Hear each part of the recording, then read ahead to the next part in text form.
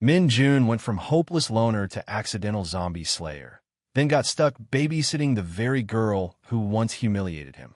But their uneasy partnership gets tested between sleepless nights, broken doors, and a shocking discovery dropped from the sky. And trust me, that leaflet changes everything. But to know what exactly happens, we have to dive into the situation from start. The story opens on a quiet summer morning in a rundown apartment complex. Inside, Min-jun is dead asleep, his computer still glowing from last night's gaming marathon. Late-night battles against zombies are way more exciting than real life. But that peace shatters with the scream of his alarm clock. Like the rest of us, he hates it with his whole soul. He groans, fumbles for his phone, and finally shuts it off. Dragging himself out of bed, half awake, he remembers, school won't wait. In the kitchen, a note from his mom says she's already left for work. He's on his own again. Nothing new. He throws on his uniform, leaves the dim little apartment, and steps into a neighborhood falling apart on all sides. Across the street, luxury towers gleam. Min-jun stares, envy twisting in his chest. Kids are live life on easy mode, while he's stuck in slum mode. Complaining won't change anything. So he pushes the bitterness down and walks on. At school, things are worse. The bullies descend instantly, led by Park Song-bin, loudmouthed, cruel, and obsessed with making Min-jun suffer. He mocks, trips, and humiliates him daily. But before things escalate, a sharp female voice cuts through the noise. Yana. She steps in a hall with her entourage, gorgeous and untouchable, clearly annoyed. She calls Song-bin out. Bullying weaklings doesn't make him tough, it just makes him pathetic. Yana doesn't like Min-jun either, but at least she has standards. Song-bin laughs it off, pretending he and Min-jun are buddies, treating him like a class mascot. Yana isn't fooled. She tells him to take his circus elsewhere. He fires back, accusing her of hating Min-jun more than anyone. She admits she despises him. Ugly, pitiful, weak, but at least she hasn't beaten him bloody. We learn the three have history. They've been classmates since middle school. Song-bin even tries inviting Yana to hang out again, but she refuses. The last time, he dragged her to Min-jun's unfinished apartment, reeking of poverty, a nightmare she won't relive. Her reasons make sense. Yana's rich, her dad's a hospital director, her mom's a professional, and she lives in those luxury towers across the street. She's smart, beautiful, admired online, and rumored to be heading to the US next year. Flawless on the surface, except for one thing. She despises poor boys. And Min-jun? He's the poster child. Flashback. 8th grade. Min-jun once confessed, but she crushed him with disgust, telling him he stank and demanding he avoid her route. That memory burned itself into him. To Min-jun, though, she always smelled nice, that cruel scent of wealth. Any normal guy would have given up, but not him. He clung to his hopeless, one-sided love, no matter how many insults came his way. Sometimes he wonders, am I insane? So his daily life is this, beaten by Song-bin, emotionally shredded by Yana. That's his routine. Later, he meets his only friends, Bone Jr., a chubby anime otaku, and Baso, the skinny one behind on his watch list. They're nerds, but they're ignored, not bullied. Min-jun envies their luck. They invite him to a Lumina Idol concert, but he refuses. He's done with idols, done with almost everything. They joke he looks like a walking corpse. He says nothing. Meanwhile, bullies gossip about a new kid from North Korea. They mock him, until Kong-ul shows up. Silent, strong, he radiates danger. Song-bin grabs his collar, but Ul doesn't flinch. He warns him, badmouth others and pay the price. Song-bin's ego stings, but his lackeys drag him off before it escalates. Ul walks away untouched. Min-jun just wishes he were anywhere else. After school, Song-bin corners Min-jun, demanding cigarettes. This time Min-jun ignores him and walks off. Big mistake. They drag him to an abandoned site and beat him savagely, even smashing a brick against his head. Broken and bloody, Min-jun begs them to just kill him. Instead, Song-bin threatens, if Min-jun ever leaves a suicide note naming them, he'll kill his mother. Then they leave him for dead. At dawn, Min-jun crawls home, aching and shattered. One thought remains, maybe it's better to end it. He decides he'll climb that luxury tower rooftop and jump. But fate intervenes. On the way, he runs into Yana. She sees his bruises and snaps that he never fights back. She accuses him of lurking to steal, calls him pathetic. Min-jun doesn't answer. He just walks away. She screams after him, furious he's ignoring her, but he keeps going. That night, he sits at his computer again, gaming. But his mind's made up. He's done with school. Tomorrow he'll work to help his mom. Then, while playing, his friends log off early, strange for them. They remind him about breaking news, the outbreak. Before Min-jun can process it, he hears furious banging at his door. He checks the peephole. It's his upstairs neighbor, begging him to open up. But this isn't his neighbor anymore. And with that, Min-jun's nightmare truly begins. The first thing Min-jun notices? Blood. A man's body is soaked in it, stomach ripped wide open. He's about to call for help, until that man screams like something straight out of a nightmare and lunges. Both of them crash to the floor, Min-jun barely kicking the thing off before locking himself in. His heart's racing, legs trembling, and it hits him. That's not just his neighbor anymore. He tries calling the police, but his phone's dead, only flashing emergency alerts warning people to stay indoors. From upstairs, chaos erupts. He peeks through the window, and what he sees looks like hell itself. People tearing into each other, his neighbor roaming around again. Min-jun tries calling his mom, but no signal. Great. No signal even during the apocalypse. Classic. By nightfall, he kills the lights and hides under a blanket. TV's still working, but the news only makes it worse. Mass murders everywhere, government blaming terrorism, cities falling one by one. Police and military are trying to contain it, but clearly it's spiraling out of control. Min-jun feels hopeless. Yesterday he wished the world would burn, and today, it basically has. But somehow, surviving feels even harder than dying. Morning comes, and outside looks worse. Abandoned cars, wandering corpses, blood in the air, so strong he slams the door shut. Suicide mission if he leaves unprepared. Luckily, his kitchen stash isn't bad. Noodles, rice, even running water and gas. If he rations, he can stretch it to a month. Still, his mom weighs heavy on his mind. No way to reach her. And of course, when you actually want Wi-Fi, it's gone. Typical. He remembers the rooftop tenant, the college kid who always brought his girlfriend over on Tuesdays. Yesterday was Tuesday. Maybe they're still up there. Min-jun gathers courage, climbs floor by floor, but every apartment's empty. Finally, the rooftop. The door's wide open. Inside, blood everywhere. The girl's already gone. And the boyfriend? He's turned, hungry for flesh. Min-jun freezes. His eyes catch the carnage, but not the worst of it. And honestly, that's the only small mercy here. Min-jun tries sneaking out of the rooftop room, but of course, he bumps a flower pot. The zombie immediately locks on and charges. Min-jun sprints, stumbles, and at the last second ducks, sending the thing flying right off the rooftop. He's left on his knees, out of breath, barely processing what just happened. Back inside, he barricades himself again. The guilt kicks in hard. He didn't just escape, he shoved the guy to his death. He tells himself it was self-defense, but still eats at him. That night, he goes outside, and there it is, the same student, now a zombie with his neck bent at a grotesque angle.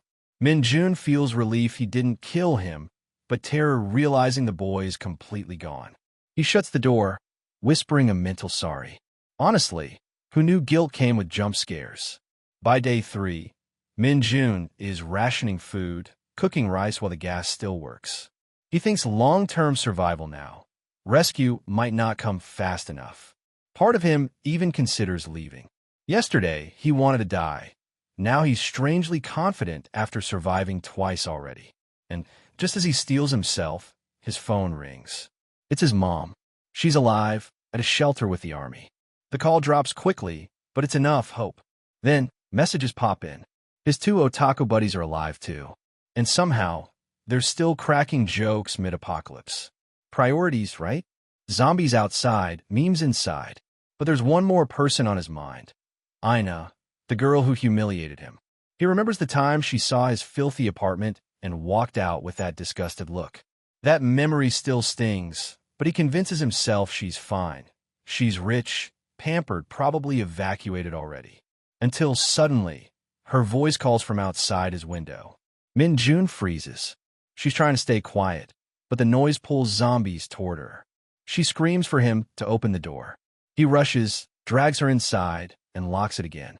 She's trembling, drenched in sweat, gripping his shirt like her life depends on it. She buries her face in his chest, desperate for safety, while Min-jun just stands there, confused, wondering what in the world happened to her. The night is heavy and silent. Min-jun sits on the floor with Yena, still clinging to his shirt like her life depends on it. Slowly, she lets go, takes a deep breath, and thanks him. If he hadn't opened that door, she swears she wouldn't have made it. Min-jun awkwardly scratches his head, but reassures her. She's safe now, and that's what matters. She looks around with serious eyes and asks if it's really just the two of them here. Min-jun explains his mom's with the military, safe for now. Yena nods, then admits she hasn't had a sip of water in days. He hands her a bottle, and she gulps it like she hasn't seen liquid in years. Min-jun just stares, thinking, girls drinking like it's a soda commercial. Then comes her story. The day everything began, she ran through crowds of screaming people until she hid inside a mall stairwell. She found one unlocked meeting room with nothing but a single water bottle and survived there for days. By the third day, hunger and thirst forced her out. She dodged corpses and twisted figures until she reached Min-jun's neighborhood.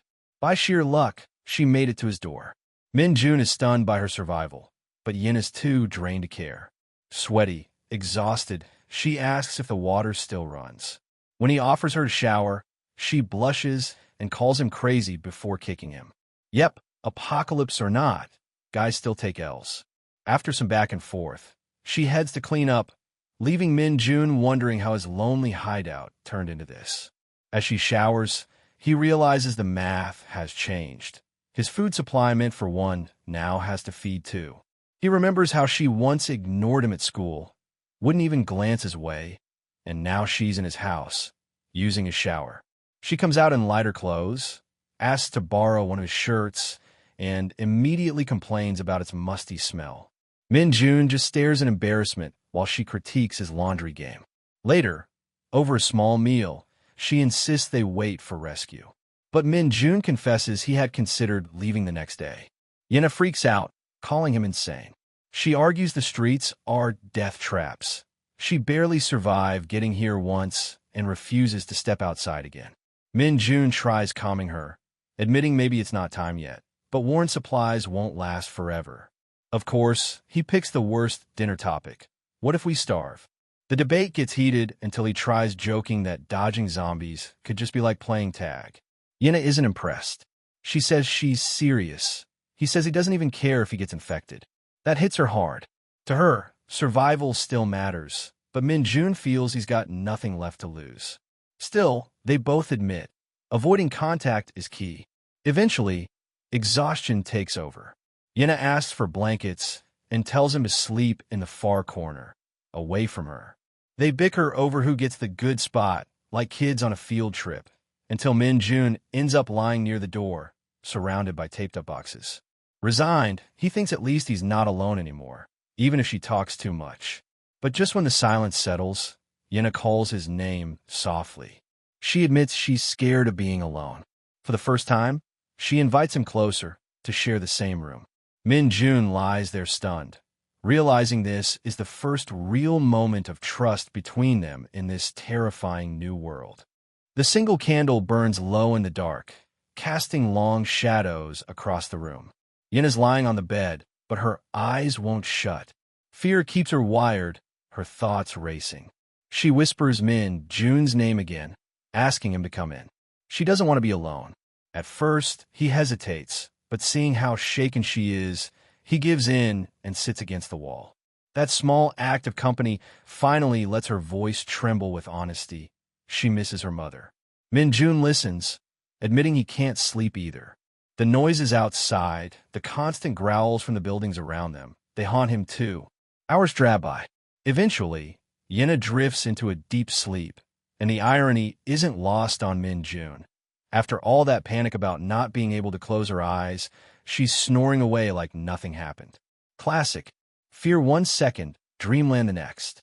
When the clock shows 9:05 a.m., Min-jun is already up, lacing his jacket. Yena, groggy, blinks awake and asks where he's going. Calmly, he says he wants to check the rooftop. She snaps at him, "What if they're still infected up there?" He shrugs it off, even asks if she wants to tag along. She calls him crazy and refuses. Of course, he heads out anyway. As he climbs, the sight of the cracked, reinforced glass door unsettles him. It won't last long. Glass is still glass. Upstairs, the smell hits him first. Something foul. His expression hardens, and Yena, despite saying she wouldn't come, ends up trailing nervously behind. Together, they reach the rooftop access, and through the door Min-jun sees it, the neighbor's girlfriend, lying lifeless on the floor. His body freezes, cold sweat sliding down his face. Quietly, he steps back and spares Yena the sight. He just tells her she's gone and mutters a short prayer before moving on. On the rooftop, the air feels heavy, but Yena immediately blurts out an idea. Smoke signals for rescue. Min-jun shakes his head. It's too risky, too uncertain. Before he can stop her, she yells, "Is anyone out there?" Survivors. His heart nearly leaps out his chest. He scolds her hard. Noise only brings death in this world. Rule 1 of the apocalypse. Don't scream into the void. The tension fades when she suddenly asks him what his MBTI type is. He stares blankly. He's never taken a test, doesn't even use social media. She's shocked, teasing him for being a dinosaur. He admits the only thing he ever really enjoyed was video games, and the fact that his favorite was a zombie game makes her laugh hysterically. He just sits there, caught between embarrassment and irony. For him, this is surreal, being stuck in an apocalypse with the same girl who used to treat him like air at school. Days roll on. The two settle into a strange rhythm. Yena sprawls on the floor reading comics, while Min-jun scrubs laundry by hand under candlelight. She complains she's hungry, complains he's slow, complains about everything. He grits his teeth, half joking to himself that maybe he should just run off alone someday. From survivor to housekeeper, what a career downgrade. Their supplies keep shrinking fast, and Min-jun knows 1 month's worth of food has now been cut in half. Still, he continues his daily patrols. He's careful, moving through only safe routes, studying the infected. He learns their vision is weak. They can't spot you unless you're close, but their hearing is razor sharp. And they multiply at night, filling the streets while hiding in shadows during the day. Sunlight, maybe, keeps them away. Yena warns him never to go out after dark. Min-jun nods, but something else nags at him. Their behavior, it's familiar. Too familiar. It feels like the mechanics of that zombie game he once played online. He tries brushing it off, but the thought lingers. What if this isn't coincidence? Time skips forward. The front door glass is more cracked. Danger always pressing closer. Inside, Yena's restless. She's out of comics, out of patience. And when Min-jun is late returning from patrol, she paces the apartment like a caged cat. At first, she curses him. Then her anger slips into worry. Minutes stretch into hours, and fear eats her alive. By the time the sky glows orange at sunset, she's on the verge of tears, begging in silence that he's not hurt, not dead, not gone. Then, noise at the door. Her head snaps up. The lock rattles. Min-jun stumbles in, panting, calling her name. Relief washes over her, but it's immediately drowned in anger. She tears into him. 3 hours late. Does he want her to die of stress? But Min-jun doesn't even argue. Instead, he holds up a crumpled leaflet. A helicopter had dropped them, he explains. That's why he was late. He risked everything to grab it. Yena's words freeze in her throat as her eyes fall on the paper. Her hands shake as she takes it, her eyes wide, tears welling. Whatever is written there, it's something that could change their entire fight for survival. Min-jun and Yena study the leaflet dropped by helicopter. It announces their district will go into full lockdown tomorrow. On the back, their neighborhood is labeled caution, but everything around it glows red with danger. Yina's face hardens. Waiting for rescue was the worst possible choice. Min-jun leans forward, eyes locked on the map, calculating paths. South across the Han River might be their only escape route. Yina protests. She argues for waiting. Just a few more days, just one more chance at rescue. But Min-jun cuts her off. If she wants to stay and die, she can. He'll leave at sunrise. No hesitation. His voice carries authority she's never heard before. The ultimatum shocks her into silence. She nervously asks for an extra bag, pretending she's fine, but her hands tremble while she packs. By morning, the barricaded door creaks open. They step into the sunlit ruins of Gangbuk. Electrical wires hang low, red stains streak the streets, and the silence feels heavier than gunfire. Min-jun scouts every corner while Yena follows close, eyes darting like prey in open ground. He signals thumbs up, gestures routes. His movements are sharp, practiced, like he's been training for this moment all along. She whines. They pass overturned ambulances, broken buses, corpses slumped against walls. Min-jun explains the patterns he's observed. The infected are weaker in daylight, drawn to sound, hiding in shadows until nightfall. He warns never to step outside after dark. Yena interrupts with complaints. Her legs hurt. She wants water. She wants a break. Min-jun, bone dry, tells her to stay quiet or zombies will get their coffee order first. The trek pushes them into a narrow street where a massive barricade blocks the way. Crates, furniture, even a bus stacked into a makeshift wall. Signs scream, "Do not enter." To Yena, it looks like hope. Organized survivors must be behind it. Min-jun studies carefully, noting the silence, the absence of infected, the strange smell. Survivors maybe, but danger for sure.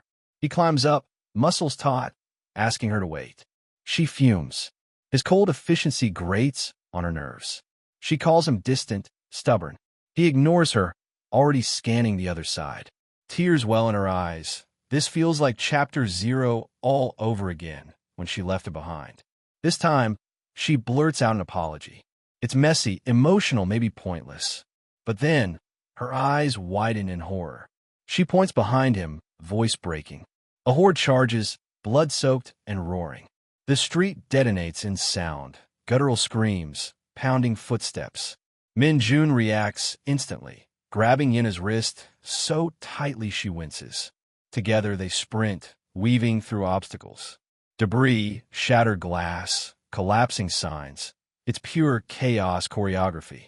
Yena sobbing, barely keeping up, while Min-jun's focus sharpens to survival math. Don't trip, don't stop, don't look back. He adapts. Ahead, a lone survivor waves frantically, trying to seal an entrance. Min-jun shoves Yena inside, yelling her name with a new kind of urgency. He helps the man push a shelf, counting down 3, 2, 1, just as a monster's face shoves through the gap. The barricade splinters, infected thrash against the wood, and panic explodes in their veins. "Run!" someone screams. And they do. They scramble up stacked furniture, claw their way over obstacles, and leap down hard. The landing shatters Yena's ankle. She collapses, crying out in pain. Min-jun freezes, torn between fight and flight. Two infected sprint toward them, jaws wide, hunger alive. Fear flashes in his eyes, but something else burns behind it. He evolves. A memory slams back, being called pathetic, weak, a coward. All those nights of humiliation, every insult. He won't die running anymore. He draws a knife, grip steady, gaze firm. For the first time, Min-jun isn't surviving. He's choosing to fight. Yena, terrified and in pain, whispers his name, watching the shift she never expected. This ends not with safety, but with transformation. Min-jun no longer moves like prey. He's ready to face what's coming, knife in hand, determination in his eyes.